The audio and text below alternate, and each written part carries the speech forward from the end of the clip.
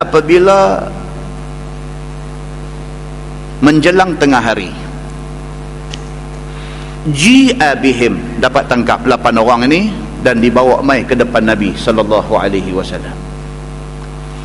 Fa amara, bila dibawa mai dan dibuat soal siasat dengan saksi, dengan bukti, dengan segala benda yang dikemukakan kepada Nabi sallallahu alaihi wasallam, maka Nabi menjatuhkan hukum. Faqata'a aydiyahum wa arjulahum wa sumirat a'yunuhum. Nabi sallallahu alaihi wasallam menjatuhkan hukum, dikerat tangan kanan mereka itu dan kaki kiri mereka itu.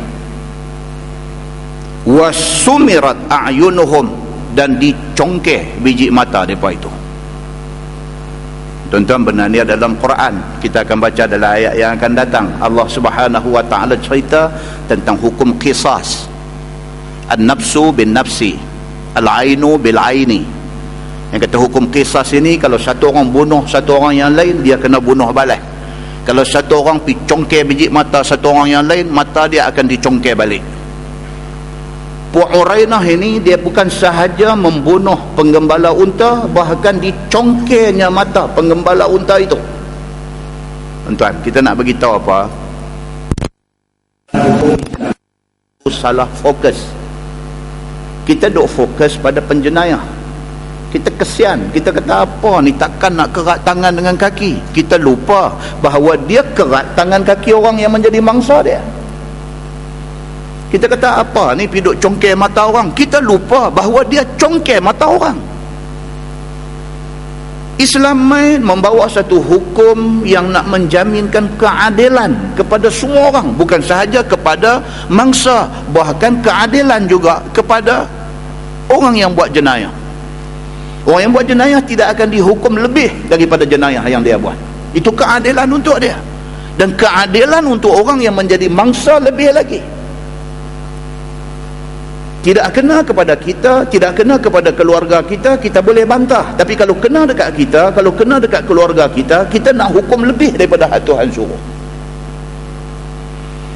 Apabila Puak Urainah ini sudah buat macam tu kepada penggembala unta Nabi sallallahu alaihi wasallam, maka Nabi perintahkan supaya depa ni dikerat tangan dan kaki berselang, tangan kanan, kaki kiri, atas kesalahan samun. Dia kalau curi, kerat tangan saja. Tapi kalau samun, tangan dengan kaki. Pasal apa? Pasal kesalahan samun itu lebih sadis daripada kesalahan curi. Curi, dia naik rumah orang malam-malam, orang duk tidur lena, dia pergi curi barang orang sengap-sengap, itu curi. Tapi samun, dia pergi samun depan-depan. Sallallahu alaihi wasallam dicampak di tengah panas, di tengah padang pasir panas. Yastasqun fala yusqaun. Depa dahaga minta air, tidak diberi setitik air pun kepada depa. Di dalam hadis Muslim dia sebut hatta matu, sehinggalah mati depa di tengah padang pasir yang panas itu. Muslimin dan muslimat yang dirahmati Allah sekalian, hadis itu hadis sahih riwayat Al-Bukhari. Tujuan hukum Islam ialah, tuan-tuan, nak menakutkan orang daripada buat jenayah. Tujuan hukum Islam ialah nak menakutkan orang daripada buat jenayah. Apabila orang takut, tidak ada jenayah. Apabila kita buat satu hukuman yang tidak boleh membangkitkan rasa takut orang tak heran. Sebab dalam Islam dia kata apabila orang mencuri dipotong tangan. Ayat yang akan datang kita akan baca, apabila orang mencuri dipotong tangan. Potong tangan itu dibuat wal yashhad azabahuma ta'ifatun minan nas. Tuhan kata hendaklah hukum itu dilaksanakan di publik supaya manusia melihat hukum itu. Bukan sahaja untuk menakutkan penjenayah itu supaya lain kali dia tidak buat lagi jenayah, bahkan nak menanam rasa takut kepada publik. Apabila publik tengok benda tu, mereka takut nak buat jenayah. Kalau dalam zaman kita hari ini disiarkan terus menerus dalam TV, siapa tak berani pergi situ, tengok di rumah, tutup jari, buka sikit, tengok.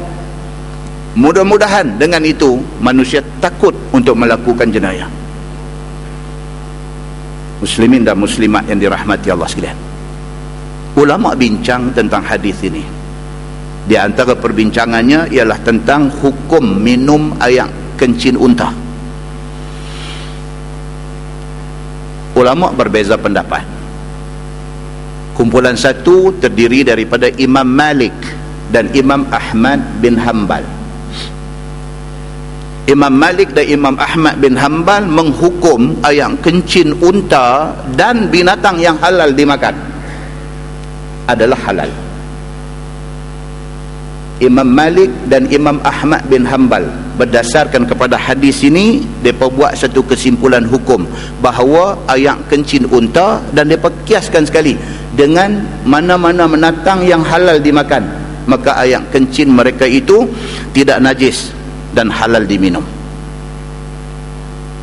Dalil mereka hadis yang kita baca tadi. Manakala Imam Asy-Syafi'i dan Imam Abu Hanifah menghukum ayam kencing binatang, walaupun binatang itu binatang halal dimakan, ayam kencing tetap najis. Adapun hadis itu dia kata adalah kes-kes pengecualian dalam keadaan darurah, dalam keadaan darurat baru boleh. Saja-saja syok tengok lembu kencing nak piduk tadah koleh, Imam Syafi'i kata tak boleh, kerana dia tetap najis, dan najis tidak boleh dimakan dan tidak boleh diminum. Dalam kes hadis ni dia kata ini kes-kes tertentu, kes istimewa. Pasal apa? Bila Nabi suruh maka boleh. Muslimin dan muslimat yang dirahmati Allah sekalian, mudah-mudahan muqaddimah itu memberi manfaat kepada kita insya-Allah. Kita menggunakan tafsir Nurul Ihsan jilid 1. Nurul Ihsan jilid 1, muka surat 221. Muka surat 221, bawah sekali hukum menyamun. Dia berkaitan dengan hadis yang kita baca tadi. Hukum menyamun. Dan ayat yang kita nak baca ni ayat 33 surah Al-Maidah.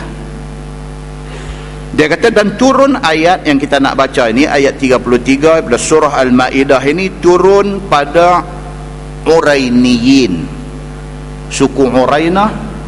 Orang-orang dia dipanggil Urainiyin, turun kepada mereka ni, iaitu satu kabilah daripada Arab Badui. 8 orang mereka ini datang mereka ke Madinah, dan mereka itu jatuh sakit kerana tak tahan dengan cuaca Madinah. Maka mengizinkan Nabi SAW bagi mereka itu keluar pergi duduk di kandang unta yang ada 15 ekor untuk minum susu dan air kencingnya. Hadis kita baca tadi, dia cerita balik sebagai sebab turun ayat ini. Okay. Maka tak kalah sehat mereka itu, membunuh mereka itu akan gembala unta tadi, dan mengambil mereka itu akan unta itu.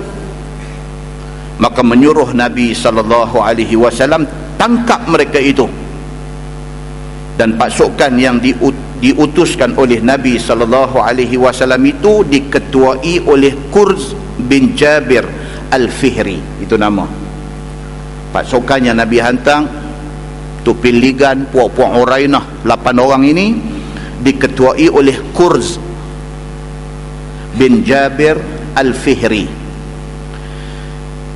dan kumpulan itu terdiri daripada 20 orang. Maka akhirnya ditangkap mereka itu. 8 orang itu berjaya ditangkap oleh pasukan 20 orang ini, dan diazab mereka itu dengan congkir biji mata dengan besi hangat. Congkir biji mata keluar dengan besi hangat, dan dikerat tangan mereka itu, dan dijemur mereka itu pada tengah panas sehingga mati. Nampak tuan-tuan? Apa yang dia tulis di dalam tafsir ayat ini selari dengan apa yang ada di dalam Sahih Al-Bukhari dan di dalam Sahih Muslim. Kata dia, innama jazaa'ul ladzina yuharibuna Allah wa rasulah. Hanya saja balasan segala mereka yang perang akan Allah dan Rasulnya dengan perang orang Islam. Itu dia. Orang yang samun dipanggil mereka ni sebagai orang yang memerangi Allah dan Rasul. Apabila orang yang samun, maksudnya dia samun daripada orang ramai. Dia buat benda yang dilarang Allah, yang dilarang Nabi, maka mereka dipanggil sebagai orang yang memerangi Allah dan Nabi. Dalam hudud dipanggil hukum hirabah, dia panggil hukum hirabah. Saat lagi saya nanti cerita sepintas lalu tentang hudud. Kisah samun dia masuk di dalam bab hirabah, bab perang Allah dan Rasul. Kerana mereka ini memerangi Allah dan Rasul, mereka bunuh orang tu, mereka samun harta yang orang tu jaga, mereka congkir biji mata orang tu dan sebagainya.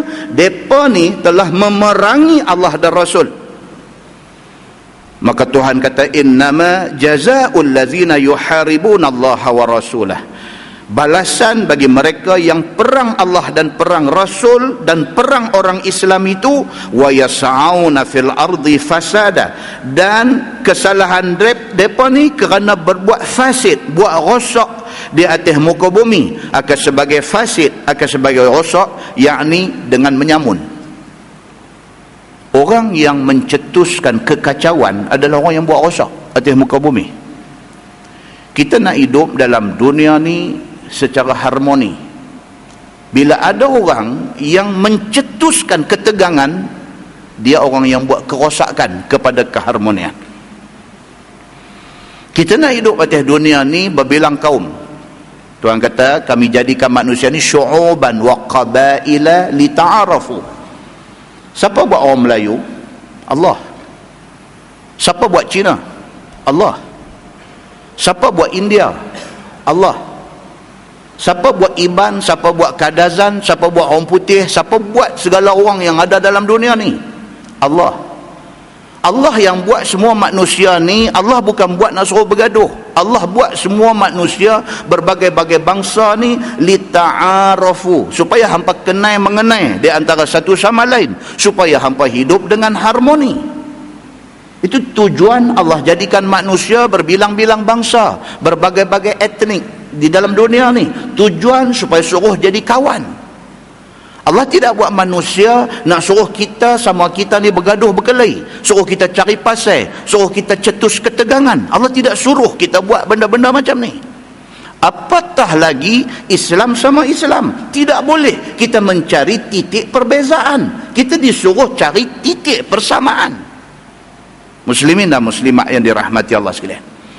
Maka Allah marah kepada mana-mana manusia yang Allah bagi dia jadi di dalam dunia ni, tiba-tiba dia buat kacau di dalam dunia ni. Allah tak suka. Wa yas'auna fil ardi fasada, dan berbuat fasid, buat rosak mereka itu di atas muka bumi ini sebagai fasid, sebagai kerosakan, seperti menyamun. Tak boleh. Tiap-tiap orang daripada kita bangkit pagi duk fikir nak pergi kerja, nak pergi cari makan, nak bela anak bini, nak hidup secara harmoni. Tiba-tiba mai satu orang suka-suka hati pecah rumah kita, curi harta benda kita. Dia sudah membuat satu benda yang menimbulkan kekacauan dalam masyarakat. Tuan-tuan, belah seberang sana ada kawan rumah dalam masa sebulan kena pecah 3 kali. Sebulan 3 kali kena pecah rumah. Dia kata, ustaz, saya pasang grill rumah saya. Depa jack grill tu, depa jack.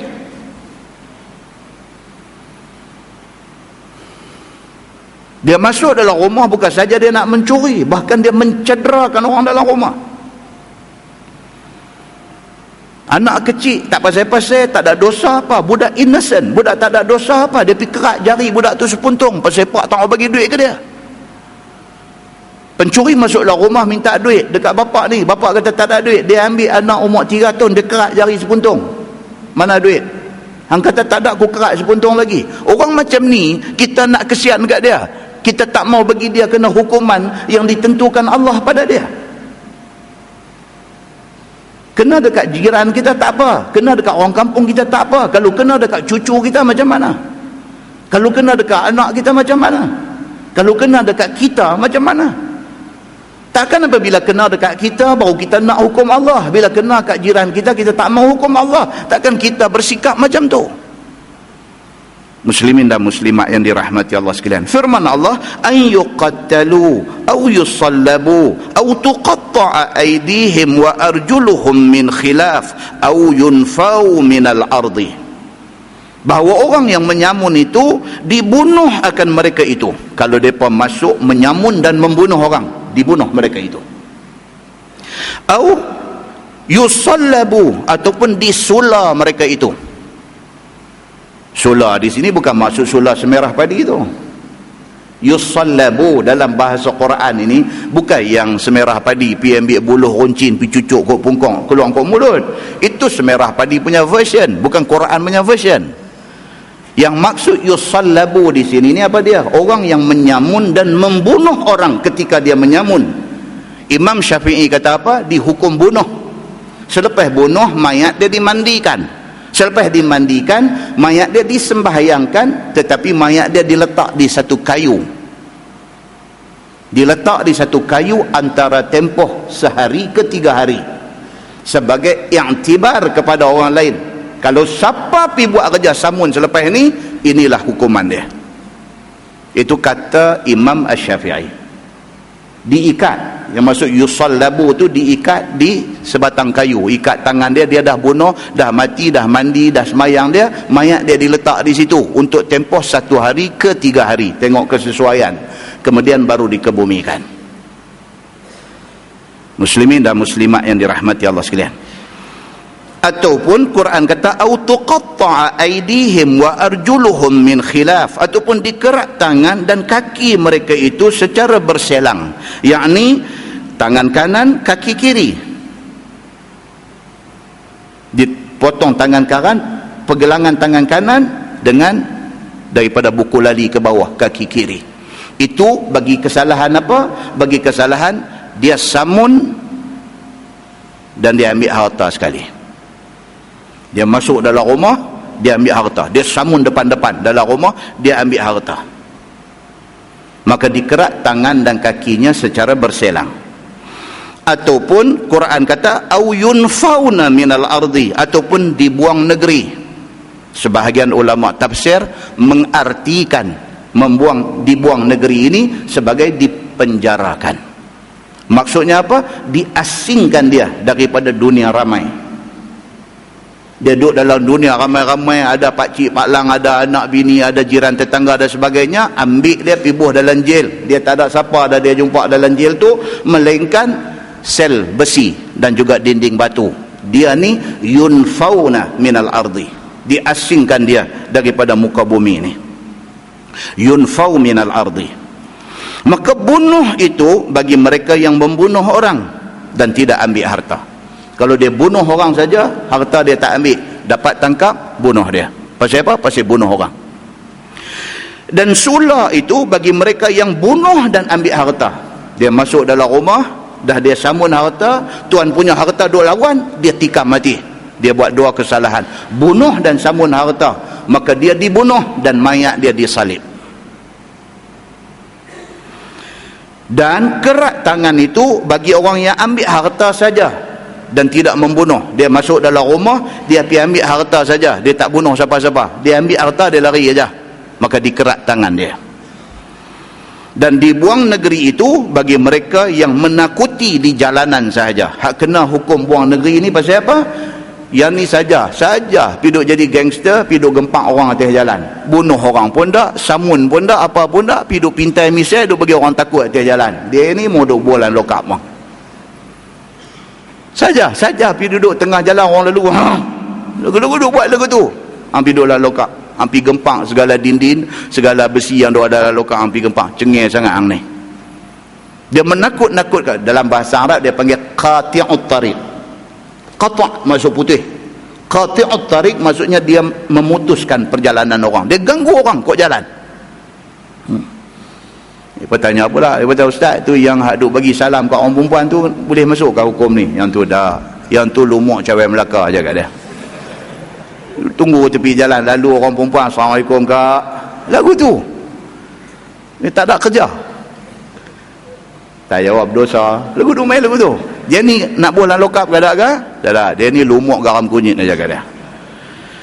Maka sula 3 hari kemudian daripada bunuh. Ini Imam Syafi'i. Imam Syafi'i punya qaul, dia kata apa? Selepas dah bunuh orang, satu orang masuk dalam rumah orang, samun harta sekali dengan bunuh tuan rumah. Orang yang macam ni dihukum bunuh. Selepas dihukum bunuh dia, disalib mayat dia. Dia kata di sini, maka sula 3 hari kemudian daripada dibunuh. Dan dihubung dengan buang negeri itu juga ialah penjara. Dia beritahu. Ada sebahagian ulama kata yang masuk yunfau minal ardi, buang negeri itu maksudnya ialah penjara. Dipenjarakan orang yang duk ganggu orang ni. Zalika lahum khizyun fid dunya. Bermula hukum itu adalah balasan bagi mereka serta kehinaan mereka di atas dunia. Tujuan dibuat hukum itu, tujuan dia apa? Sebagai satu balasan kepada mereka atas jahat yang mereka buat kepada orang, dan juga jadi pengajaran kepada orang lain, juga nak menunjukkan kehinaan perbuatan yang mereka buat tu. Walahum fil akhirati azabun azim. Dan bagi mereka di hari akhirat azab yang amat besar, iaitu azab neraka. Muslimin dan muslimat yang dirahmati Allah sekalian. Tuan-tuan, satu benda yang kita nak kena faham. Allah turun satu ayat dalam Quran. Tuhan kata, a'udzubillahi minasyaitanirrajim, al-yawma akmaltu lakum dinakum wa atmamtu alaikum ni'mati wa raditu lakumul islam madinah. Tuhan kata pada hari ini. Hari ini tu bila? Hari Nabi terima ayat ni di Arafah. Nabi buat haji sekali aja semua hidup dia, dan haji Nabi itu dipanggil haji wada', haji farewell, haji last, haji perpisahan. Waktu Nabi doa ada di Arafah, turun ayat ni. Tuhan kata, al-yawm, pada hari ini, akmaltu lakum dinakum, aku lengkapkan bagimu wahai Muhammad agama kamu. Islam sudah jadi satu package yang lengkap. Wa atmamtu alaikum ni'mati, Tuhan kata, dan aku dah sempurnakan kepada kamu wahai Muhammad dan orang Islam nikmat aku. Nikmat apa? Nikmat Islam dan iman dah sampai kepada semua orang. Wa raditu lakumul islam madinah. Tuhan kata, dan pada hari ini aku mengisytiharkan, aku redha Islam menjadi cara hidup kamu. Din bukan agama sahaja, din maksudnya cara hidup. Kerana Islam ini bukan hal semayang, puasa, zakat, haji saja, tapi Islam ini satu package hidup yang sempurna, yang melibatkan semua benda. Dengan turunnya ayat ni bermakna Islam sudah menjadi satu package hidup yang komplit, yang dah sempurna. Yang dalam Islam itu terdiri daripada 4 komponen. Apa dia? Dalam Islam ini ada hal ibadah. Dalam Islam ada hal muamalah. Dalam Islam ada hal munakahah. Dalam Islam ada hal jinayah. Ini 4 benda ada dalam Islam, dalam package Islam. Kita tak boleh ambil 2 buang 2, kita tak boleh ambil 3 buang 1. Kita kena ambil 4 ni, barulah kita rasa Islam tu bagus sebenarnya. Hadut jadi tak bagus hari ni, kita ambil 3, kita buang 1. Dari segi ibadat, kita ambil, kita semayang, kita puasa, kita zakat, kita haji, semua kita ikut Quran, hadis, cantik. Dari segi muamalat pun kira cantik, 80% kita dah ikut dah. Muamalat Islam kita dah ikut dah. Dari segi munakahat kita ikut 100%. Nikah kahwin kita, kalau berlaku cerai nak rojok macam mana, hal nafkah dan sebagainya, semua kita ikut cantik, 100% kita ikut munakahat. Mai dalam bab jinayah ataupun jinayat, hukum-hukum Islam, yang ni hadu jadi masalah lah ni. Sampai semalam pukul 11 dalam RTM tunjuk forum pasal hudud. Siapa tengok semalam pukul 11? Forum pasal hudud. Buat malu. 3 panel orang Islam, 1 panel bukan Islam. Sepatutnya forum itu hak bukan Islam ni duk lawan 3 orang Islam ni. Dia tak jadi lagu tu semalam. Dia jadi Islam dengan Islam duk lawan pasal tajuk hudud. Cina, wakil yang bukan Islam ni Cina, dia pun jadi senyum sumbin tengok dia. Dia kata apa duk marah, kami tak setuju. Sama orang Islam pun macam ni bila cerita. Muslimin dan muslimat yang dirahmati Allah. Pasal apa jadi macam tu? Pasal tak faham. Kita hadut kata sokong duk mau pun bukan faham pun. Tak faham pun. Islam yang Allah kata komplit masa Nabi buat haji wada' tu, Islam yang kata komplit itu ialah Islam yang di dalamnya ada 4 benda ni. Kita pergi satu-satu tuan-tuan. Yang kata ibadah, yang kata hal ibadat, apa dia?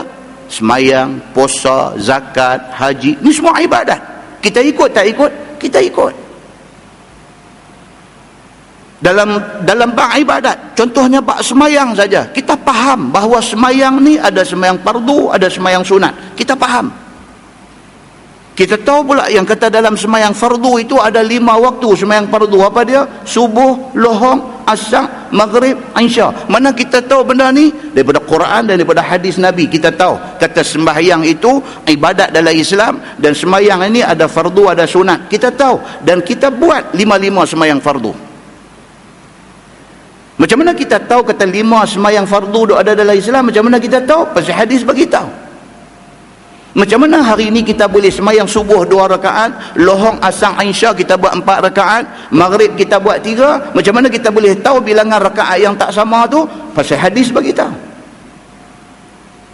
Macam mana yang kita boleh tahu semayang zuhur, asar dengan isya 4 rakaat tu, 2 rakaat kita baca Fatihah surah, 2 rakaat lagi baca Fatihah saja. Pasal apa kita tak baca Fatihah surah di 4 rakaat? Pasal apa kita tak buat lagu tu? Pasal hadis habaq kat kita lagu tu. Maka kita ikut. Ada siapa semayang zuhur 4 rakaat dia baca surah selain daripada Fatihah pergi penerai surah lagi? Dah, kita buat rakaat 1, rakaat 2, Fatihah surah. Mai rakaat 3, 4 kita buat Fatihah saja. Pasal apa kita buat lagu tu? Pasal kita ikut Quran dan hadis Nabi. Nampak? Nak abang kata kita boleh ikut perintah Allah dalam bab ibadat. Kita boleh ikut sampai macam tu. Kita tahu pula yang kata di dalam semayang fardu itu pula ada pula Tuhan bagi satu special. Apa dia? Semayang jamak kasar. Bila kita musafir daripada Gelugong ni, kita nak pergi Kuala Lumpur, kita tahu nak singgah di Bukit Merah, kita tahu nak singgah di Taiping, kita tahu nak singgah dekat RNR Ulu Bernam dan sebagainya untuk nak buat semayang jamak kasar. Dan kita tahu pula yang kata jamak kasar ni zuhur dengan asar, maghrib dengan isya. Kita tak pernah jamak isya dengan subuh. Pasal apa kita tak pernah buat jamak isya dengan subuh? Pasal apa? Pasal kita tahu kata itu bukan ajaran Nabi. Maknanya kita faham dah ibadat dalam Islam? Faham. Kita reti tentang ibadat ni sampai macam tu sekali. Kita tahu pula kata di dalam sembahyang fardu ni ada di dalam sembahyang ni ada pula dia panggil sembahyang jenazah. Kita tahu pula yang kata sembahyang jenazah itu tidak ada rakaat.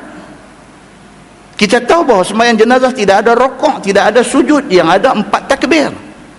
Dan kita tahu pula sembahyang jenazah itu takbir pertama Fatihah, takbir kedua baca selawat, takbir yang ketiga baca doa, takbir yang keempat kita bagi salam dan sebagainya. Kita tahu. Pasal apa kita tak pergi balas rokok dengan sujud di dalam sembahyang jenazah? Pasal apa? Pasal Nabi tak ajak macam tu. Dalam bab semayang kita boleh ikut sampai macam tu sekali. Begitu berbezanya semayang jenazah dengan sembahyang zuhur punya berbeza pun kita boleh ikut. Pasal apa kita ikut? Pasal kita kata kita orang Islam, kita ikut Quran, kita ikut hadis Nabi sallallahu alaihi wasallam. Kita tahu dalam bab semayang ni bukan saja semayang fardu, ada semayang sunat. Dan kita tahu yang kata semayang sunat tu apa dia? Di antaranya yang popular ialah sunat rawatib, qabliyah ba'diyah. Kita tahu kata semayang subuh ada qabliyah saja, tidak ada ba'diyah.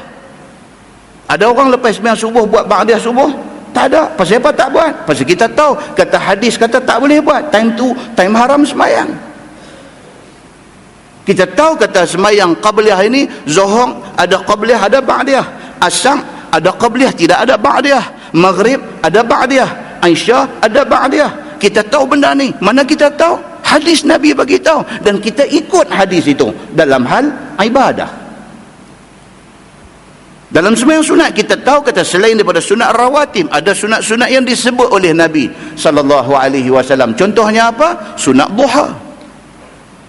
Contohnya apa? Sunat tahajud. Contohnya apa? Sunat tasbih.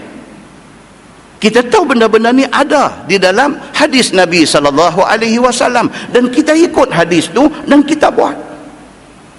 Kita tahu bila mai kemarau, kita tahu nak buat sembahyang istisqa. Pasal apa kita buat sembahyang istisqa, sembahyang minta hujan? Pasal Nabi ajak kita, bila kemarau sampai tak turun hujan, sembahyang istisqa. Nabi kita sembahyang minta hujan. Bila kita dah kena catu ayam, kita tahu nak sembahyang istisqa macam mana.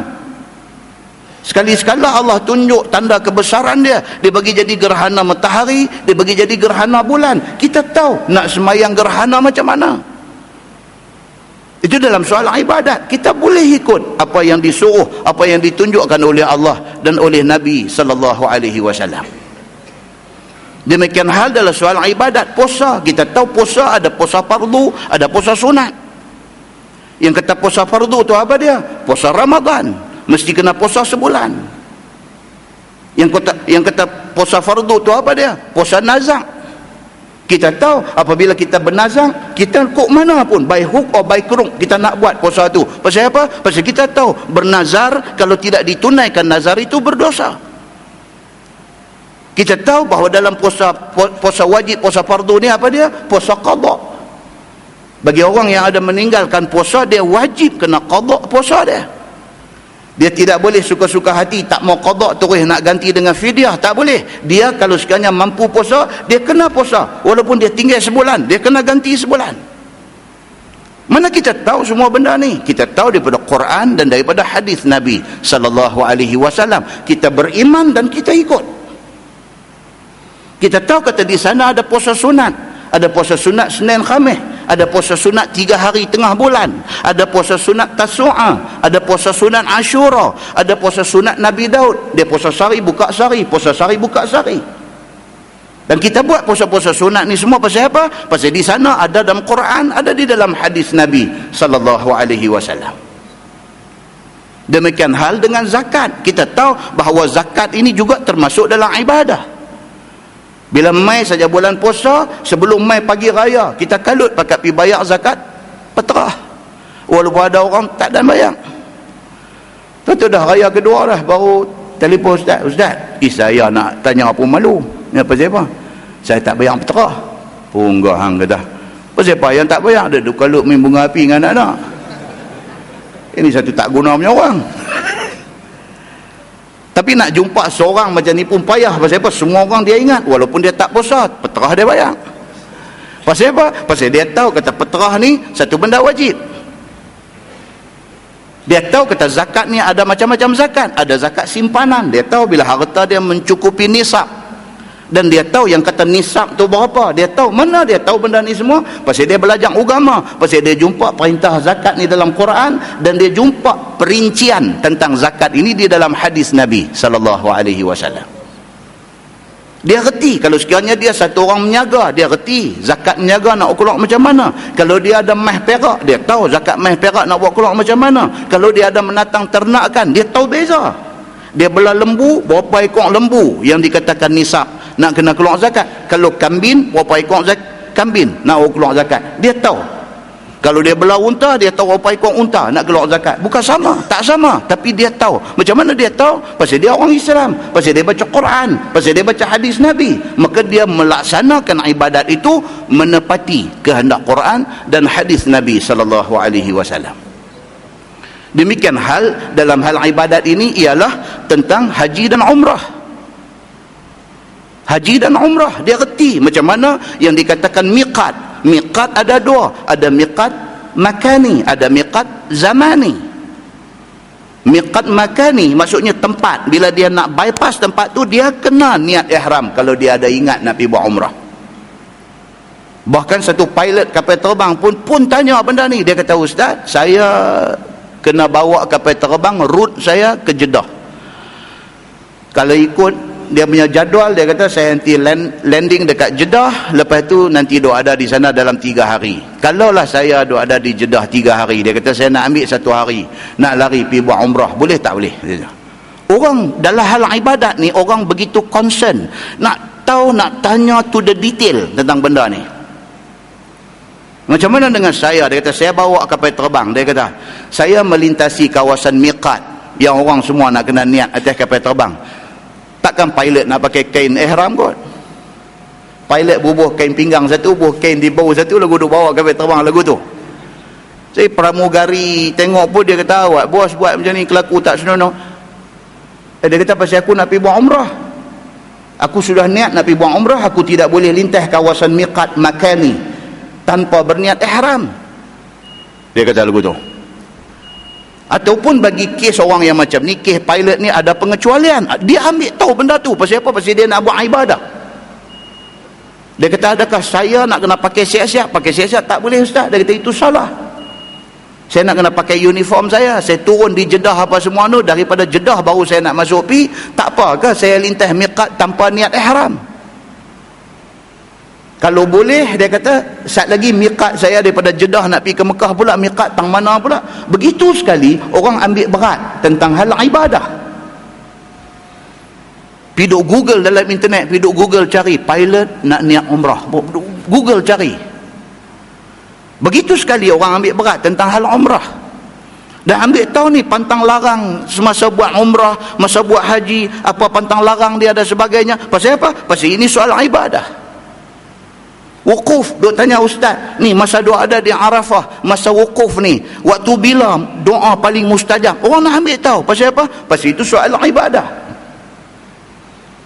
Ustaz, saya ada pernah dengar satu orang kata Nabi berdoa masa di Arafah, angkat tangan sampai nampak putih ketiak. Masa bila tu? Orang nak ambil tahu. Begitu sekali dalam hal ibadah. Muslimin dan muslimat yang dirahmati Allah sekalian. Begitu hal dengan hal muamalat. Semua kita yang duduk, especially dalam Malaysia ni, kita dah terbiasa dengan sistem muamalat Islam. Dah terbiasa dah. Muamalat ni apa dia? Muamalat ni maksudnya ialah mengatur sistem ataupun peraturan hubungan sama-sama manusia. Tu dia nak atur tu. Itu muamalat dalam Islam. Contohnya apa? Jual beli. Muamalat. Antara saya dengan tuan-tuan, kalau saya ada buka satu meniaga, dia ada sistem jual beli dia. Dia ada, dia punya garis panduan, peraturan dia ada. Kita ada duit sikit, pergi simpan di bank, nak pergi buka akaun pun kita nak kena tahu dah. Dia kata, cik nak buka ni wadi'ah ke, mudarabah ke apa. Dengan sendirinya kita reti tentang muamalat Islam. Kalau tak reti pun kita terus bypass, kita tanya dia, akaun mana yang untung lebih? Terus yang tu ya. Pasal manusia nak untung. Dia kata ni hang bagi tahu kat aku apa, wadi'ah, yang kata apa nama mudarabah, yang kata hak mana satu untung lebih? Lebih sikit buah lah mudarabah, saya buah mudarabah. Tapi mudarabah ada buku cek cek tak apa, buat biar cek. Tapi cek simpan 200 tak payah cek kot, dia kata 200 pakai cucuk kad pun habis dah, tak gaduh cek. Oh lagu tu pula ke? Tapi kita dah dengar dah yang kata wadi'ah, yang kata mudarabah, ya, kita tahu sistem muamalat Islam.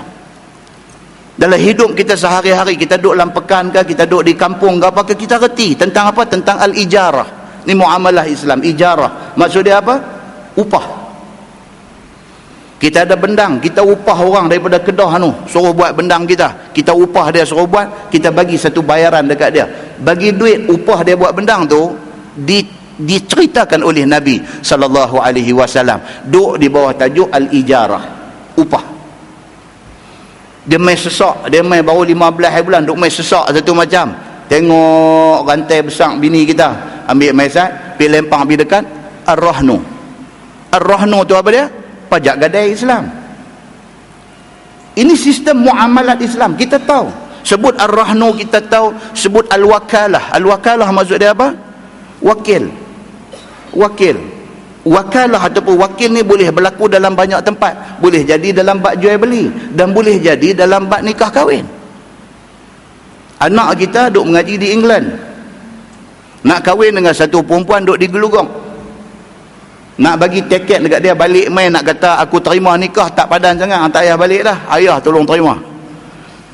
Tu dia panggil al-wakalah, atas jalan wakil. Tapi ayah jangan kata aku terima kat aku, lepas tu dua orang misal seorang dia.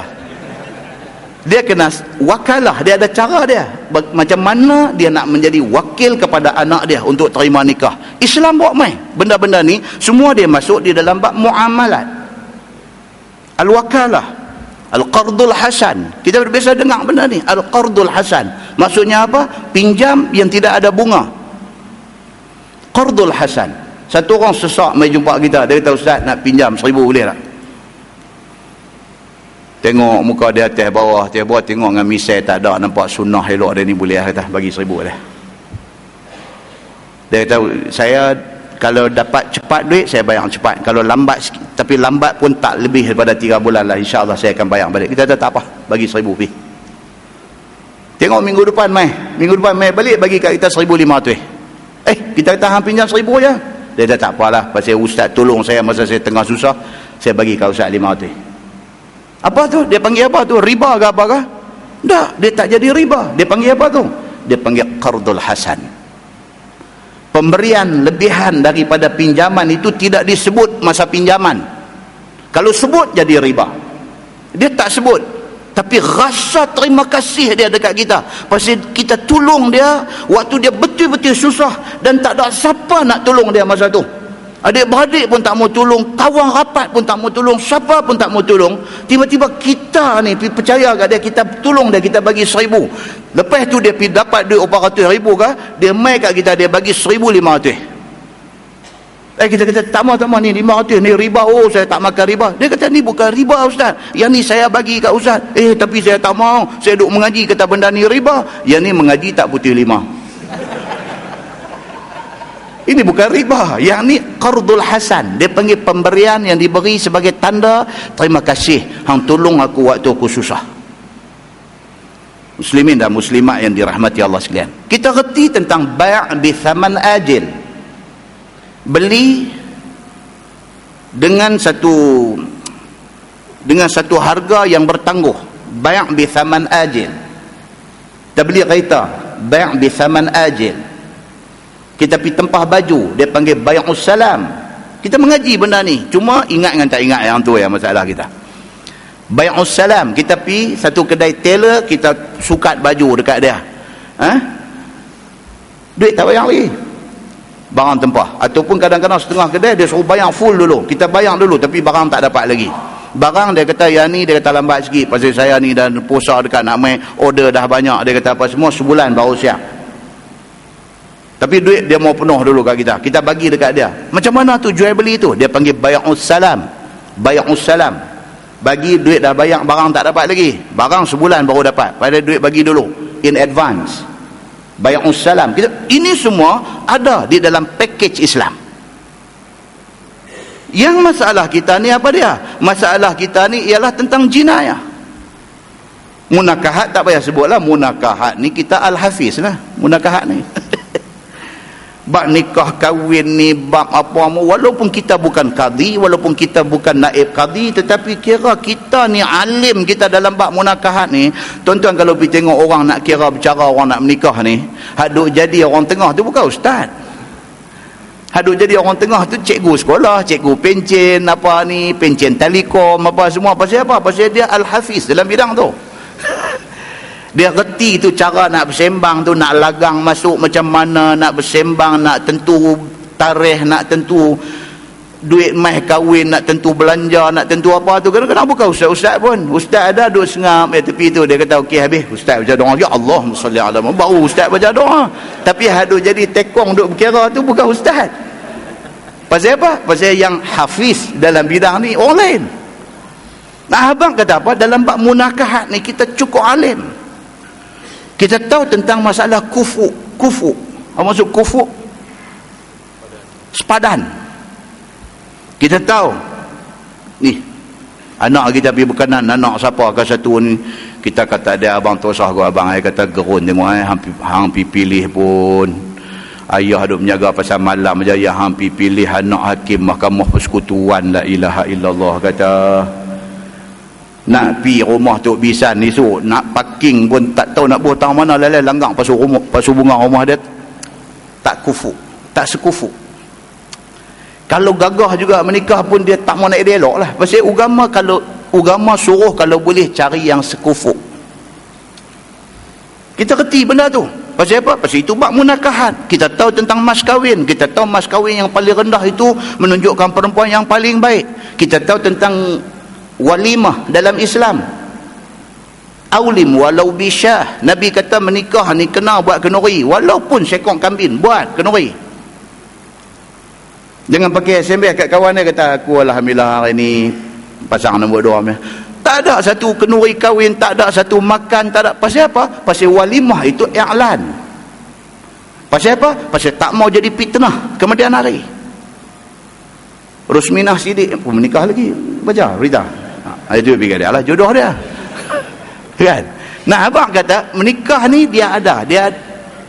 Kita tahu masalah wali, kita tahu siapa orang yang boleh jadi wali. Dan bahkan bagi budak-budak perempuan setengah hari ni dia sampai reti kalau sekiranya wali tak mau menikahkan dia tahu cara nak buat macam mana. Dalam bab munakahat dia panggil wali adal, ain bad lam, adal ni maksudnya wali enggan. Anak nak menikah dengan satu laki-laki dan budak laki-laki ni pun bagus, tapi pak tak berkenan pasal laki-laki ni tak ada misai. Yang tu ya. Jangan kira tuan-tuan, orang hari ni dia macam-macam pantang larang dia. Dia kata keturunan kita tak nak menikah dengan orang jantan tak ada misai. Anak dia kata tak tahu yang tu jadi masalah ayah. Aku tak tahu, aku tak setuju. Kita kata ayah, tapi budak ni bagus ayah. Aku tak mau dengar, aku tak berkenan orang tak ada misai. Budak perempuan ni, dia boleh dah ambil satu jalan lain? Boleh. Dia boleh pergi ke pejabat agama, pergi mengadu. Dia kata bapak saya ni apa ke satu hal. Budak saya berkenan ni punya bagus, kerja elok, pendapatan cantik, rupa parah, akhlak semua cantik. Pak saya tak mau pasal tak ada misai je. Kadi boleh panggil pak dia mai. Kadi boleh tanya. Dia kata haji saya minta maaf haji, anak haji mai buat report. Dia mengamuk buat abang haji.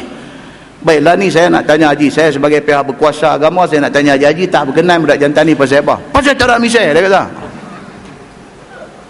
Saya tanya kali kedua Haji tak berkenan budak jantan ni pasal apa? Aku dah kata misai tak ada. Okey, Jibi balik minum kopi tu. Sini dia buat satu kebenaran khas. Kahwin dengan wali hakim. Pasal apa? Pasal bapa enggan bagi kahwin anak perempuan, sedangkan anak perempuan pilih hak elok. Kita reti tentang bab-bab munakahat ni. Kalau berlaku cerai, kita tahu ada talak 1, ada talak 2, ada talak 3, ada macam-macam cerita. Kita tahu tentang rojok, macam mana cara nak rojok. Kita tahu tentang nafkah, kita tahu tentang tuntutan nafkah kalau lepas jadi perceraian. Dan kita tahu kalau kita kecoh, kita tak bayar nafkah, sorat nanti mai berapa kali, semua kita tahu. Al-hafiznya kita dalam bab tu. Yang tak cantik kita ni apa dia? Dalam bab jinayat. Yang ni tak mau nak cantik. Bila sebut kata hududnya dia cerin bulu rumah. Walhal sama ada bab semayang, bab puasa, bab zakat, bab haji, sama ada mai sampai bab muamalat, bab munakahat, semua tu doa dalam Quran yang sama tu juga. Kita pun dah baca Quran bulan puasa khatam 2 kali. Kita dah baca ayat Tuhan kata afatu'minuna bi ba'dil kitab wa takfuruna bi ba'd. Tuhan kata adakah hang nak jadi orang yang beriman dengan sebahagian Quran kemudian engkau nak engkar dengan sebahagian Quran? Kita baca ayat tu. Tapi bila mai tentang bab jinayat, tentang bab hukum jinayah dalam Islam, bila sebut hudud kita cerim bulu roma. Pasal apa? Pasal apa bila mai orang sebut aja kata ni cerita kalau sekiranya orang berzina, kita nak kena sebab dia kalau dia tak kahwin lagi. Kita dengar tu dan kita jadi nak marah, kita jadi emosional, kita jadi tak setuju. Bila orang mai habang kata ni, kita bukan boleh duk tuduh orang sembarangan. Tak boleh. Kita tak boleh duk tuduh satu orang kata dia ni aku tengok muka dia berzina pasal. Tak boleh. Pasal apa? Pasal itu melibatkan soal muru'ah. Orang Arab kata muru'ah, kita kata maruah, kehormatan diri. Tuan-tuan, satu orang manusia nak membina kehormatan diri dia bukan senang, tuan-tuan. Daripada dia budak-budak, dia cerdik, sampailah kepada umur dia ada hari ini, umur 50, 60. Dia nak bina kehormatan diri dia, nak bagi orang hormat pada dia, bukan senang. Adakah kehormatan yang begitu susah nak bina? Satu orang mai semata-mata dengan satu tuduhan, kita nak menjatuhkan maruah dia. Adakah Islam nak membenarkan benda ni? Tak boleh. Kalau betul yang kata dia buat, hampir cari saksi yang membuktikan apa yang hang tuduh. Kegagalan membawa saksi, telan tuduhan itu masuk dalam perut. Jangan luah. Pasal apa? Bila luah, hukuman duk tunggu belakang kita. Sebat atas belakang orang yang menuduh orang melakukan zina. Bila mai bab-bab macam ni, dia panggil haddul qazaf ni, hukum kerana menuduh orang, kita tak boleh terima. Bila mai bab Quran cerita tentang syurbul khamr, tentang minum arak, nak kena sebat atas belakang dia, kita tak boleh terima. Sedangkan itu semua ayat Quran. Semua ayat Quran, tuan-tuan. Kita nak cerita tentang apa? Kita cerita tentang zina. Allah kata az-zaniyatu waz-zani fajlidu kulla wahidin minhuma mi'ata jaldah. Penzina perempuan, penzina laki-laki, sebat atas belakang mereka 100 rotan. Kalau dia berzina sungguh, sebat dia. Kalau dia tak berzina ataupun tuduhan terhadap dia kabur, kita pergi tuduh, kita kena sebat. wala ta'khuzkum bihima ra'fatun fi dinillah. Tuhan kata apa? Jangan hampa dipengaruhi rasa simpati kepada orang yang buat kesalahan zina ini. Tuhan sebut dah, wala ta'khuzkum bihima ra'fatun fi dinillah. Jangan ada dalam hati hampa rasa kesian nak hukum orang yang bersalah. Tak boleh. Bila satu orang didapati bersalah, bawa mai pengadilan di depan Nabi SAW, dibicarakan sabit kesalahan dengan saksi, dengan segala bukti yang ada, Nabi jatuhkan hukum potong tangan. Kena pula kepada perempuan. Jadi sahabat-sahabat ni sudah jatuh kesian. Dia ni perempuan, lepas itu ibu tunggal pula, pergi duduk kerat tangan dia. Macam mana dia nak hidup lepas ni? Sahabat ni duduk mai kesian. Sahabat pergi mesyuarat sama-sama sahabat ni. Dia kata ni macam mana ni? Takkan Nabi nak proceed, Nabi nak teruskan hukuman ni? Kesianlah. Tengok dia perempuan, dia ibu tunggal pula. Dia kata somebody mesti pergi jumpa Nabi, minta Nabi hold hukuman ini. Kesian. Dipilih Usamah bin Zaid bin Harithah, anak angkat Nabi, anak kepada anak angkat Nabi yang dijadikan anak angkat Nabi juga. Dia kata sebab Usamah ni Nabi cukup sayang dia. Menjadi kebiasaan pada pandangan mata sahabat-sahabat ni, Nabi kalau sekiranya dia naik kenderaan, dia nampak Usamah, dia ambil Usamah bonceng, naik sama dia atas kenderaan dia. Sayang dia kepada Usamah ni sampai macam tu. Kalau hadis sebut Usamah bin Zaid hibbu Rasulullah sallallahu alaihi wasallam, buah hati kekasih Nabi sallallahu alaihi wasallam. Dia kata kita pilih Usamah, sudah tentu Usamah ni orang bagus, Nabi sayang dekat dia. Kalau tolak dia pergi, mungkin Nabi boleh tarik balik hukuman yang dijatuhkan. Bila Usamah mai di depan Nabi, dia bercakap je benda tu, terus Nabi merah pada muka. Nabi kata, lau saraqat Fatimatu bintu Rasulillah, kalau sekiranya yang mencuri itu Fatimah anak aku, Nabi kata, laqata'tu yadaha, aku sendiri potong tangan dia. Maka ayat Quran kata apa? Wala ta'khuzkum bihima ra'fatun fi dinillah. Janganlah kamu ada rasa kesian bila nak jatuh hukum pada orang salah. In kuntum tu'minuna billahi wal yaumil akhir. Kalau kamu betul beriman kepada Allah dan hari akhirat, hak Tuhan suruh buat. Wal yashhad azabahuma ta'ifatun minal mu'minin. Dan pelaksanaan hukum potong tangan itu biarlah disaksikan oleh sekumpulan orang-orang yang beriman, supaya orang tengok, orang boleh ambil iktibar daripada benda tu, supaya orang yang tengok ni dia tahu tentang betapa seriusnya membantras kesalahan itu. Tuan-tuan, siapa yang duk lawan tak mau apa yang Tuhan kata ni, satu hari dia akan kena.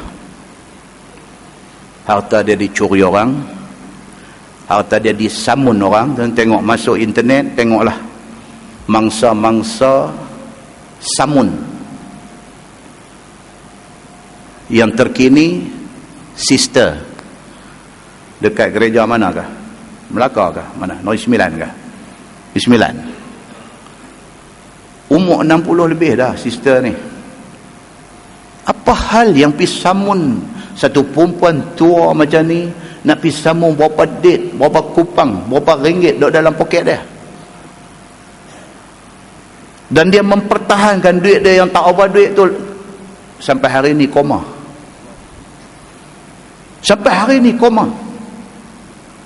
Islam bukan sahaja tak bagi kita buat naya kepada sama-sama Islam, bahkan Islam tak bagi kita buat naya pada manusia dan juga binatang.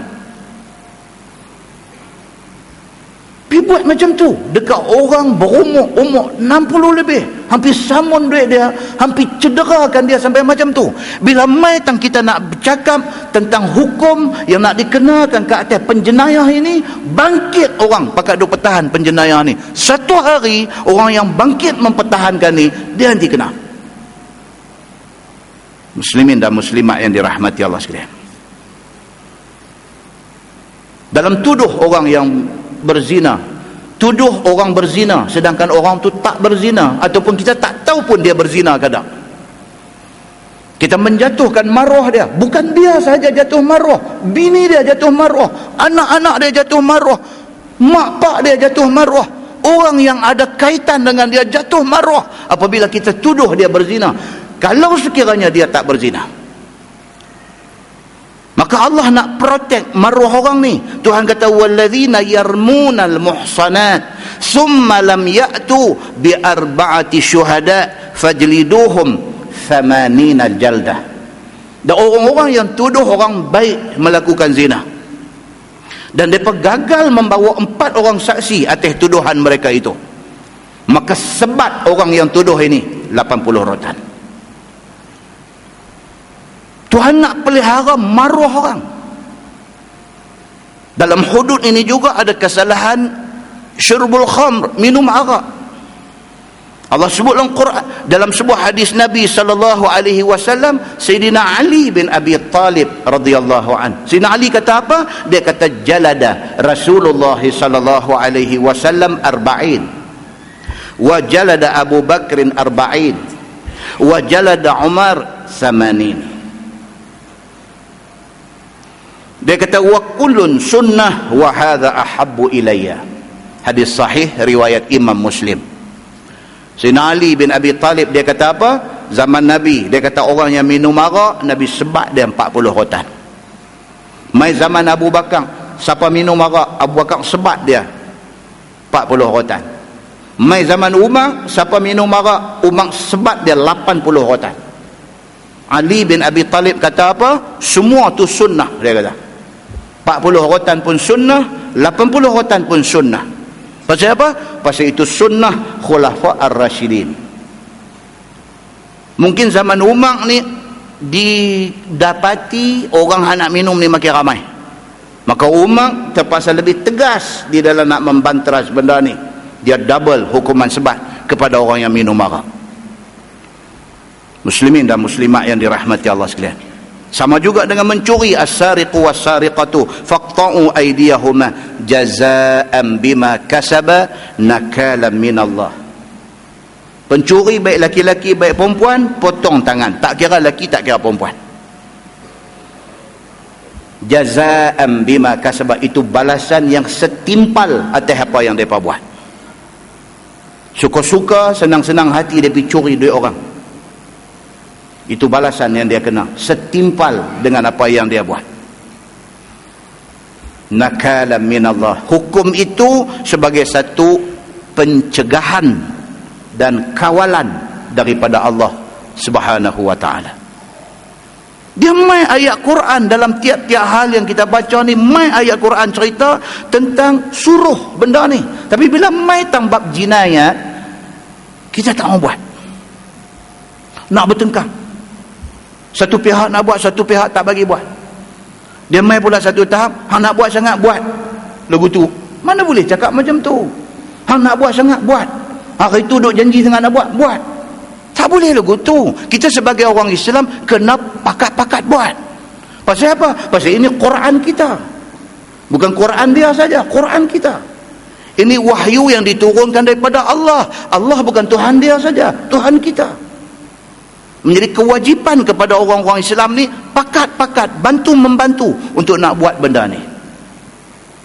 Dan kita baca dalam ayat malam ni ialah hirabah. Hirabah ayat yang kita baca ni, ayat yang menceritakan tentang disuruh jatuhkan hukum kepada orang yang samun. Dengan hukum apa? Kalau dia samun sekali dengan bunuh orang, hukum bunuh kepada dia. Dan selepas dia dibunuh, mayat dia dimandikan, disembahyangkan dan diletak di kayu tu 1 ke 3 hari. Lepas tu baru dikebumikan. Kalau sekiranya dia masuk dia bunuh saja, dia tak samun, maka hukum dia bunuh saja. Kalau dia masuk dia tak bunuh, dia samun saja, potong tangan dengan kaki secara berselang. Kalau dia ni jenis duk gempang orang saja ke atas jalan, yunfau minal ardi, buang daerah kepada orang-orang yang macam ni. Muslimin dan muslimat yang dirahmati Allah sekalian, Tuhan kata apa dalam bab jinayah Islam? Dalam bab Tuhan kata, wa ma kana lil mu'minin wala mu'minatin iza qadallahu wa rasuluhu amran an yakuna lahumul khiyaratu min amrihim. Tuhan kata kalau sekiranya kita ni beriman, baik laki-laki ataupun perempuan, apabila Allah dan Rasul sudah putuskan satu-satu benda, kita tak boleh pilih lagi.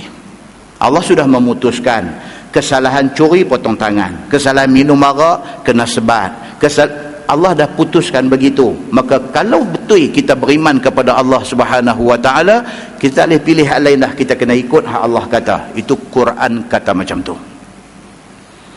Muslimin dan muslimat yang dirahmati Allah sekalian, ayat lain Tuhan kata, tilka hududullah fala ta'taduha. Demikian itu adalah hukum yang menjadi sempadan Allah Subhanahu wa taala, jangan kamu langgang hukum-hukum dan hukuman-hukuman itu. Faulaika humuz zalimun. Siapa yang langgang, mereka itu orang yang zalim. Muslimin dan muslimat yang dirahmati Allah sekalian, kesimpulan kita nak abang apa tuan-tuan? Kesimpulan dia, semua orang kena belajar tentang benda ni, supaya bila kita belajar, kita faham, kita tidak akan menentang. Kerana itu hukum agama kita.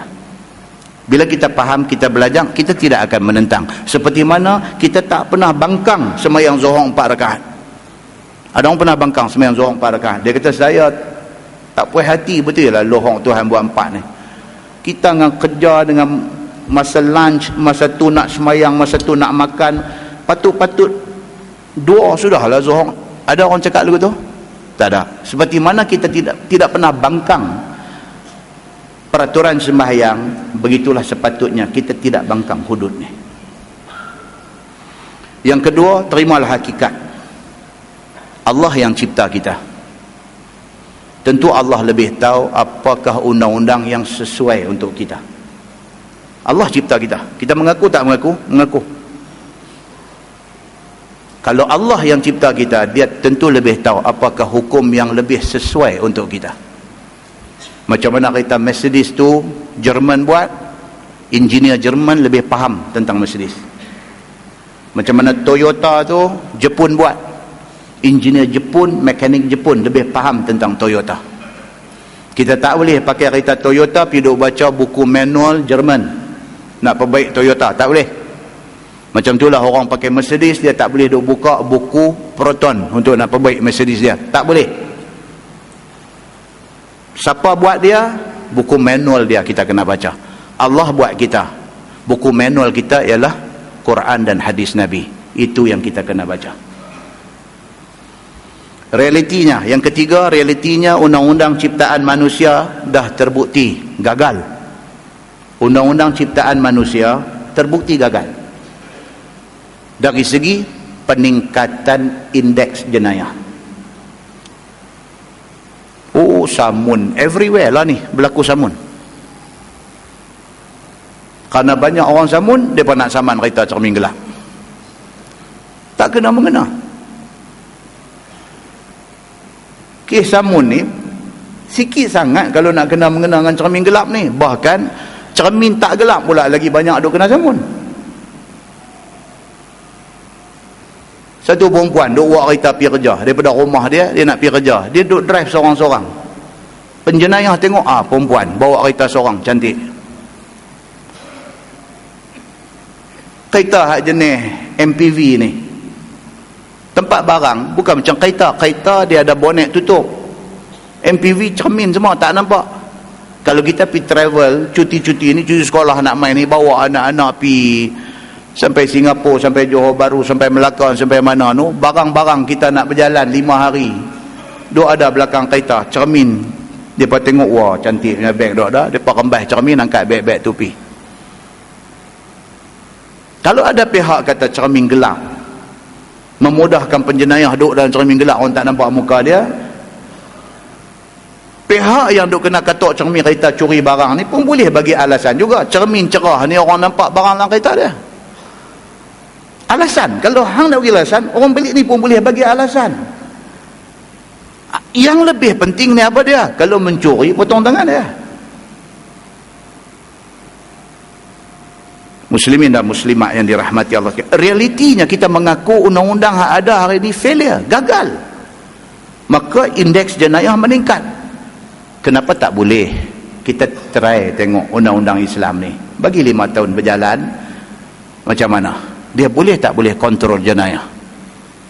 Kalau sekiranya 5 tahun berjalan, gagal, tak boleh nak kontrol jenayah, ambil hukum duduk ni, buang dalam parit, tak apa, puas hati. Kita, Tuhan tak boleh. Tuhan kata dia boleh kontrol. Kalau jalan hukum ni, lah kita dah jalan. Pasal apa gagal? Maknanya tak betul, kita buang.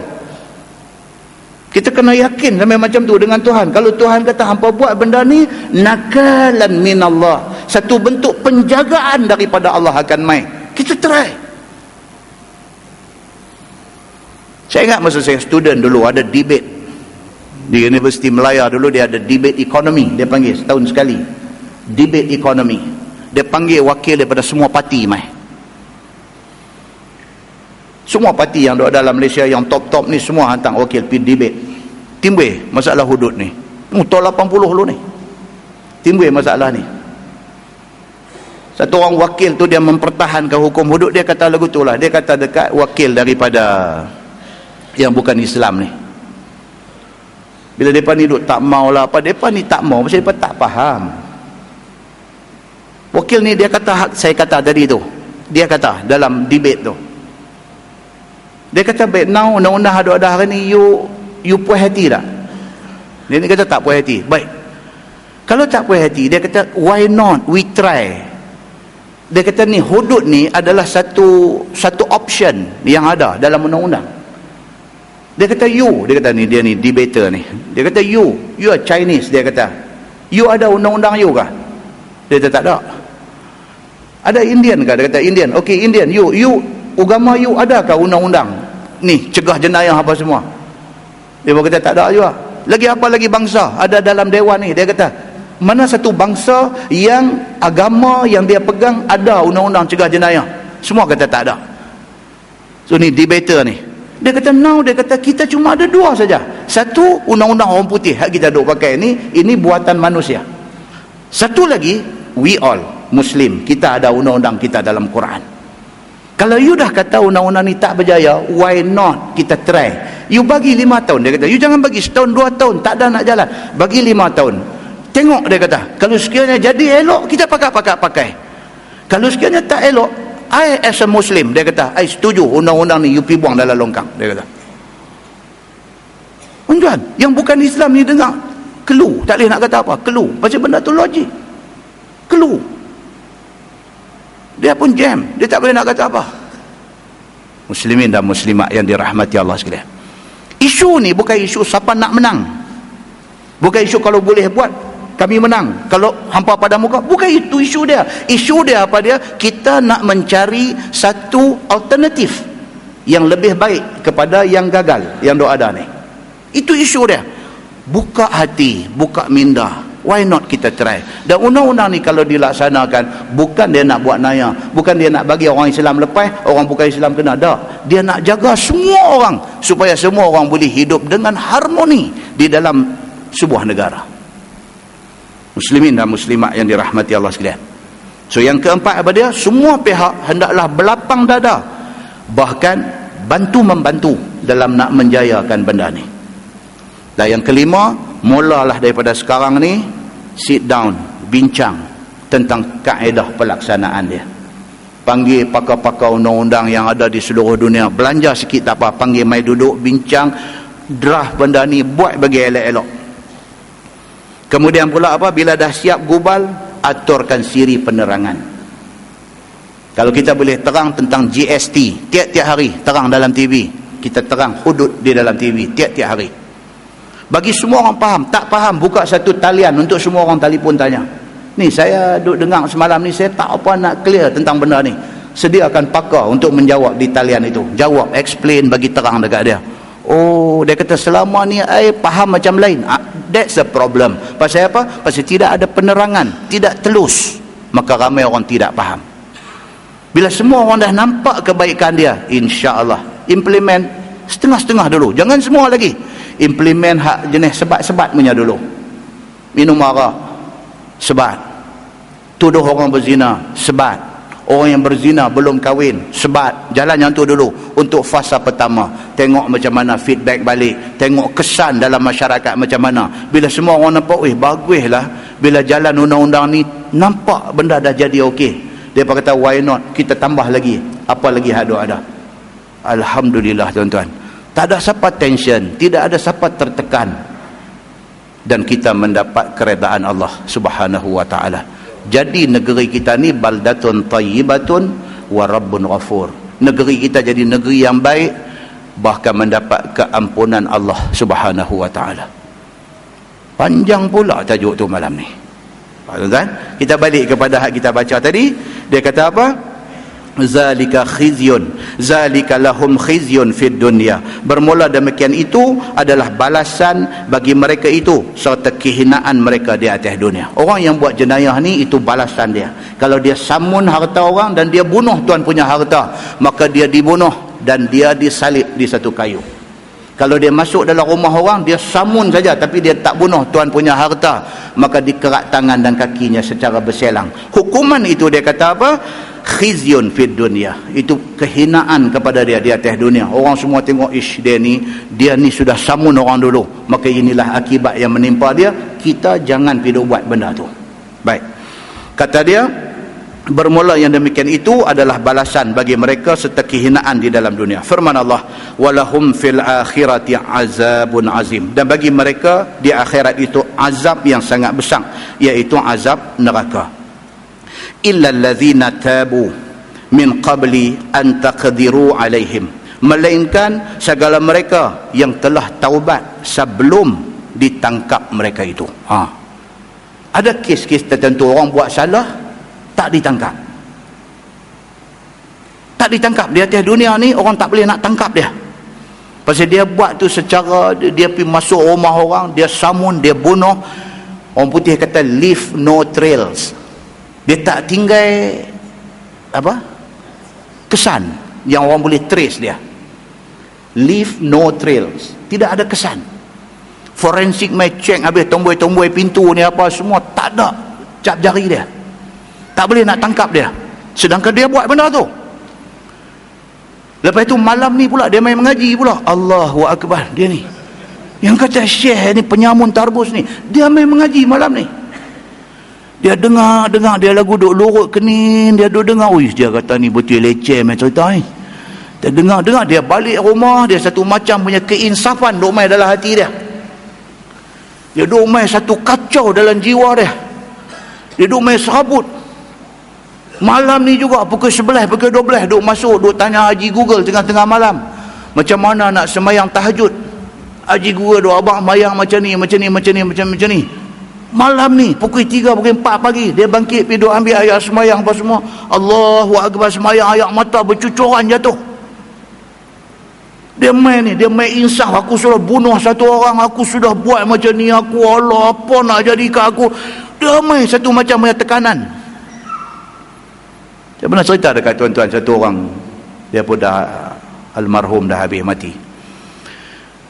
Kuliah saya di Parit Buntang, baca tajuk cerita pasal inilah, pasal man qatala mu'minan muta'ammidan fajaza'uhu jahannamu khalidan fiha. Siapa bunuh satu orang mukmin, satu orang Islam mukmin, sengaja bunuh tak ada pasal, fajaza'uhu jahannamu khalidan fiha, maka balasannya neraka jahanam selama-lama.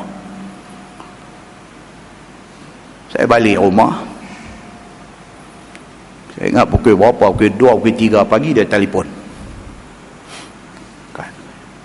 Minta maaf lah Ustaz, kacau tengah-tengah malam. Memang kacau lah saya kata. Mana boleh kata tak apa. Jadi daripada buat tekan pukul 3 pagi tak leceh kita. Kita memang kacau lah. Tapi apa cerita saya? Tadi Ustaz tu baca tadi tu nampak leceh dia kata. Saya kata saya baca apa yang leceh?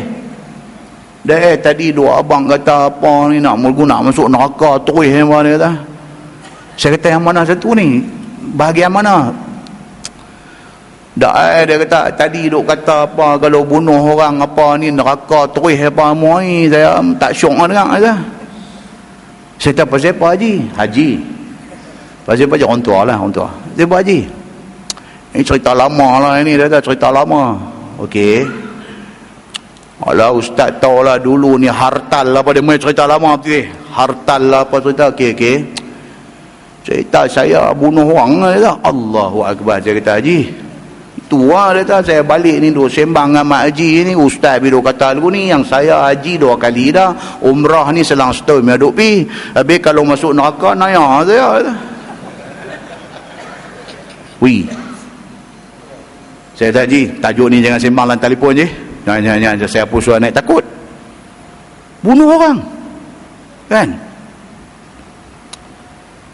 Dah, tapi saya tak boleh lenoi, dia kata. Saya memang kacau malam ni, kacau dia kata. Nampak tuan? Saya kata gini lah Haji, apa-apa Haji, taubatlah. Dah, tapi kalau taubat ya okey lah Ustaz, dia kata. Nampak tuan? Contoh orang yang dia jadi kacau. Bukan semua orang. Ada orang dia buat jahat, dia main dengar, dia boleh duk gelar, dia boleh duk picit tengkor, dia tak ada apa. Tapi ada orang, benda yang kita cakap tu kena right time dengan dia. Berdebak kata masuk dalam hati dia. Dia main. Ayat ni nak abang geng ni. Ni ayat kita baca ni, nak abang kata ada geng macam ni. Dia kata illal ladzina tabu min qabli an taqdiru alaihim, melainkan orang yang bertobat sebelum dia ditangkap. Dia dah rasa dah dia buat silap apa, dia bertobat, dia bangkit semayang, dia menangis tuan-tuan sungguh-sungguh. Fa'lamu annallaha ghafurur rahim, maka ketahuilah olehmu bahawasanya Allah Subhanahu wa taala Tuhan yang Maha mengampun akan mereka itu. Dia kata kalau betul dia taubat tu nasuha, Tuhan terima lepas dia. Tapi nak dapat yang kata taubat nasuha tu, yang hanya orang yang dapat saja tahu cerita dia macam mana. Macam kita lah. So, tuan-tuan nak suruh saya cerita yang kata khusyuk dalam semayang. Kalau saya pun tak dapat khusyuk dalam semayang, macam mana saya nak cerita khusyuk dalam semayang? Satu orang yang buat satu dosa yang cukup besar, lepas tu dia bertobat ni, sungguh-sungguh punya tobat. Dan taubat tu betul-betul ubah dia 180 darjah. Daripada duk menghadap utara terus menghadap selatan, daripada jahat terus jadi baik. Dia mungkin boleh cerita. Tentu ada satu kawan yang masuk Islam. Tuan-tuan dengar dia cerita macam mana sayang dia kepada mak dia yang belum masuk Islam. Dia cerita dengan kita cerita tak boleh sama. Dulu Allah yarham kita tuan-tuan, saudara Adnan, kerja MPPP, Jemaah Tetap Masjid USM, saudara Adnan yang mati aksiden bawa anak naik motor dekat roundabout apa tu, roundabout Bayan Baru apa, Bayan Baru boleh pergi tu, Adnan ni tuan-tuan, dia convert, masuk Islam. Oh, dia cerita kat saya macam mana dia masuk Islam, mak tak masuk ni. Allahu Akbar tuan-tuan. Kita dengar berketak dada ni. Pasal dia cerita true experience. Dia punya experience betul ya punya. Kita dengar tuan-tuan, kita tahu tu cerita ni memang real punya cerita. Kita dengar dia takut. Sayang dia kepada mak dia ni. Macam mana dia nak masuk syurga, mak tak masuk syurga ni. Macam mana mak ni tuan-tuan, segala-gala lah. Kita adalah hidup kita ni, mak ni segala-gala lah. Kita ganti nyawa kita tak apa, pasal mak kita ganti nyawa kita tak apa, kita sayang dia. Mak kita nak habis umur ni, dia duduk garah-garah ni, kita duduk tengok tu, kita tak boleh buat apa, kita nak tolong dia tak boleh, air mata dia keluar ni. Pasal apa? Ni satu manusia yang paling kita sayang dalam dunia. Tu baru mak nak mati. Ni mak ni tak masuk Islam ni, dan kita tahu akibat yang akan menimpa orang yang mati tak masuk Islam. Macam mana ni perasaan dia tu bila dia cerita tuan-tuan. Saya dengar pun saya tak boleh nak respon apa. Saya sengap ya. Dada ni macam satu steamroll duk gelek. Air mata kita jatuh, pro duk jatuh, duk dengar dia cerita. Lalu dia meninggal aksiden tu tuan-tuan. Saya ingat simpan di Masjid Hashim Yahya ke apa jenazah dia dulu. Masya Allah tuan-tuan, tengok manusia yang pergi semayang jenazah dia di Masjid Hashim Yahya. Masya Allah, punya ramai. Allah hantar mai tak tahu daripada mana. Bukan bayar duit pun, bukan bagi seorang ringgit apa, tak bagi pun, pi ikhlas, sukarela, pi semayang ni. Tuan-tuan tengok di luar masjid ni bukan orang Islam saja, Cina, India, segala bangsa mai. Pasal apa? Pasal dia terkenal sebagai satu orang yang cukup baik. Adnan ni, Allah rahmati dia. Orang Arab dia kata yarhamuhu, Allah yarhamuhu, Allah rahmati dia. Al-baqa lillah. Orang Arab kata yang kekal hanyalah Allah Subhanahu wa ta'ala. Dia aksiden, anak meninggal on the spot. Dia naik kereta, duduk atas kereta dalam tenat tu, tanya anak dia macam mana. Orang kata anak selamat, padahal anak dah tak ada dah. Alhamdulillah. Boleh duduk kata tu Alhamdulillah. Baru masuk Islam, banding dengan kita ni tua bangka dalam Islam, duduk tak sedap ke diri lagi, duduk lawa hudud lagi. Muslimin dan muslimat yang dirahmati Allah sekalian, Allah bagi tahu dekat kita, orang yang mendapat yang dikatakan taubat nasuha ni, fa'lamu annallaha ghafurur rahim. Ketahuilah bahawa Allah Subhanahu wa taala Tuhan Maha Pengampun lagi Maha Penyayang. Nah, wallahu a'lam. Lepas ni kita akan masuk ayat yang berikutnya. Ya ayyuhallazina amanu taqullah, wahai orang yang mukmin, takutlah olehmu akan Allah Subhanahu wa taala dengan melakukan perintah Allah dan meninggalkan segala larangan dia. Insya-Allah.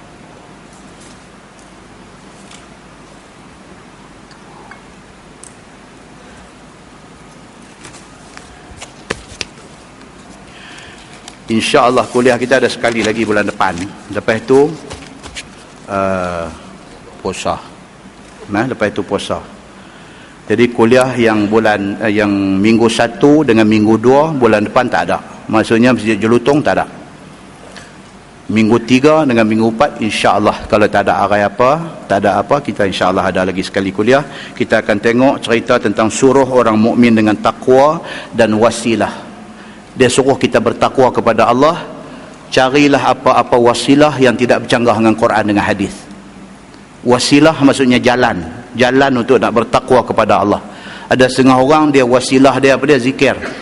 Bila dia zikir dia dapat ketenangan. Dia bawa motor pun tangan duk tarik tasbih. Ada orang macam tu. Dia bawa motor pun tangan duk tarik tasbih. Brek mengejut, tasbih sangkut dekat handle. Kan? Tapi bagi dia, kita kata ada apa Syekh? Tasbih tak payahlah, zikir saja, tangan tak payahlah tasbih. Dia kata, saya Ustaz, saya kalau tak pegang tasbih tarik, dia tak kontak dengan hati. Tapi bila saya pegang tasbih tarik tu, dia rasa buatlah.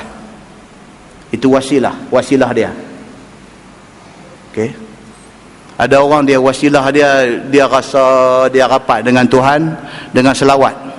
Selawatlah. Jangan pelik-pelik sudah. Selawat. Jangan duk selawat, bila kata aku nampak Nabi duk main lah apa. Yang tu jangan. Selawat tu cantik. Jangan duk merepek dengan hak lain. Itu wasilah dia. Masya Allah, tafadhal, jalan. Itu tajuk yang akan datang. Dia akan cerita dekat kita tentang tu. Kemudian dia mai tentang hukum mencuri. Kita baca sikit tadi, dia akan mai detail dia. Kemudian dia akan mai tentang hukum zina. Dia akan mai detail dia. Kita tangguh dengan tasbih kafarah dan suratul As.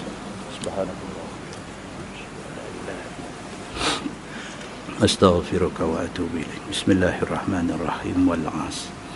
Innal insana lafi khusr illa allazina amanu wa 'amilus salihati wa tawasaw bil haqq. Allahumma salli ala Muhammadin fil awwalin wal akhirin wa sallim radhiyallahu tabaraka wa ta'ala an sadatina ashabi sayyidina Rasulillah ajma'in. Bismillahirrahmanirrahim. Alhamdulillahi rabbil alamin hamdan yuwafi ni'amahu wa yukafi'u mazidah. Ya Rabbana lakal hamdu kama yanbaghi li jalali wajhikal karimi wa azimi sultanik. Radina billahi rabba وبالإسلام دينا وبمحمد نبيا ورسولا.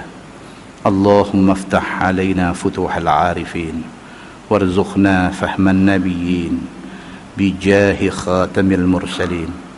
اللهم فقهنا في الدين وعلمنا التأويل واهدنا صراطك المستقيم.